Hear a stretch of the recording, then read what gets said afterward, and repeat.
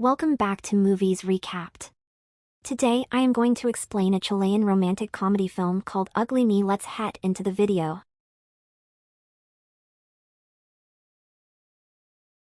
In the city of Santiago, Chile lives an astonishingly beautiful woman, Amanda. She works for an architectural firm and is very good at her job. One afternoon, Amanda calls her boyfriend Pablo. She wants to go to her friend Fernanda's birthday party together with him. What Amanda doesn't know is that her boyfriend is in Fernanda's bedroom. Co-play is a kitten. As the two talk over the phone, Fernanda distracts Pablo, making him hang up. Seconds later, they accidentally call Amanda again and she hears them moaning and meowing. It doesn't take her long before barging into Fernanda's house with a shotgun. Upon realizing that they have been caught, Pablo says that he was kidnapped, but Amanda isn't naive enough to believe him. She shoots him in the crotch, ensuring that he never cheats on anyone else. In the following scene, Amanda is with a psychiatrist discussing anger management. She doesn't show any regret about what she did. In fact, she is confident that she would do it again if she were in such a situation. The psychiatrist reveals that any person with her level of anger issues must be confined. The information changes Amanda's opinion on everything, and she suddenly feels very sorry for what she did. She has let go after she makes the doctor believe nothing of such sort is going to happen. The case has made it to the police and hence to Amanda's job. She explains to her boss that she was betrayed by two people she loved the most. He contemplates her position in the company and decides to fire her. In the end, Amanda no longer wants to live in Santiago. She packs her bags and moves to the city of Valparaiso. Her brother has an empty house that she can stay in for the next 6 months. She is also confident that she will get a decent job in the city. The only thing Amanda is worried about is being pursued by men. She doesn't want to date or fall in love with anyone after what happened the last time. However, an attractive young lady like her is never left alone. She goes to the church to calm and makes friends with the pastor after telling him of all her problems. He also has no immediate family members and lives on his own. He welcomes her to come to him anytime. She needs a friend to talk to at home. Amanda goes through many job vacancy advertisements in the newspaper.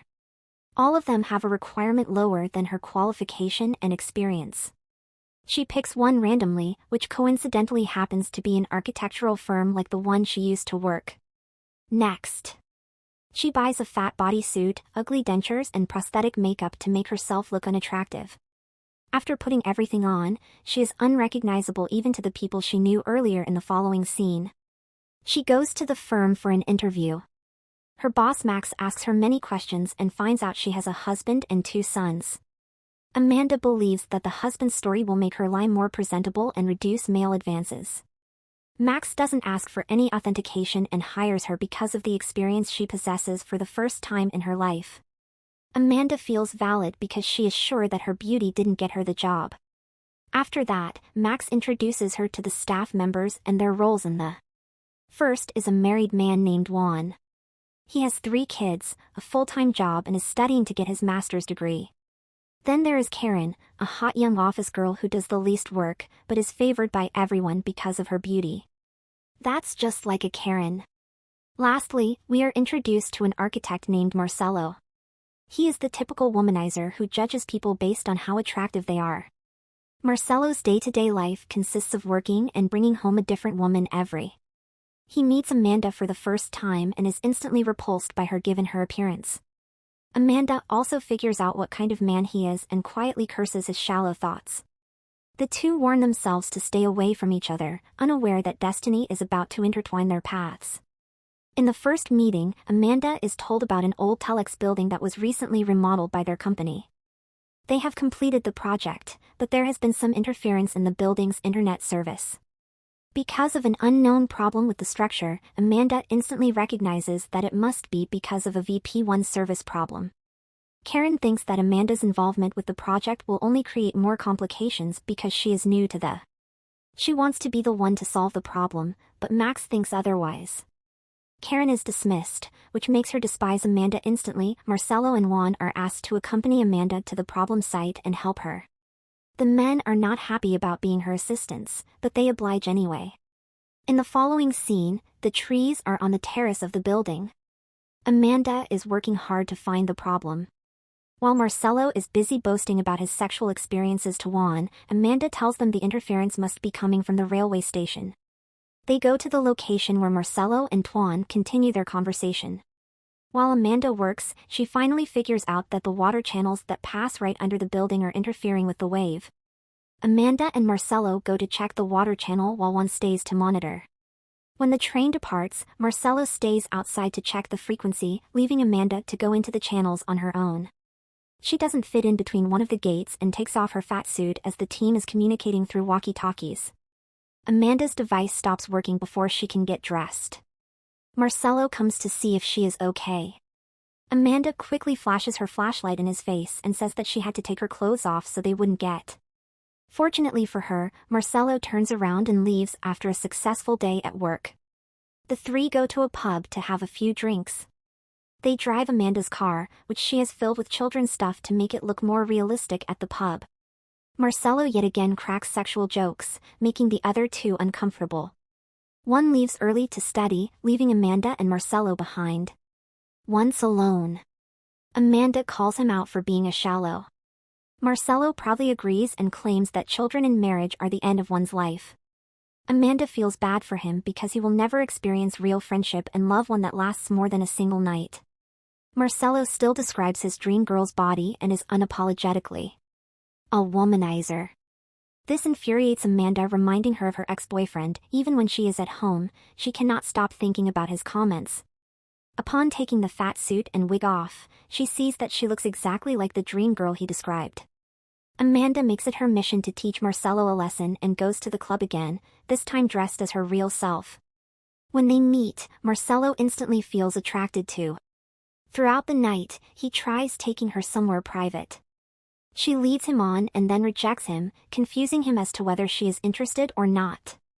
In the end, she promises to meet him the next day and leaves the following day. Amanda goes to the pastor and tells him everything she did.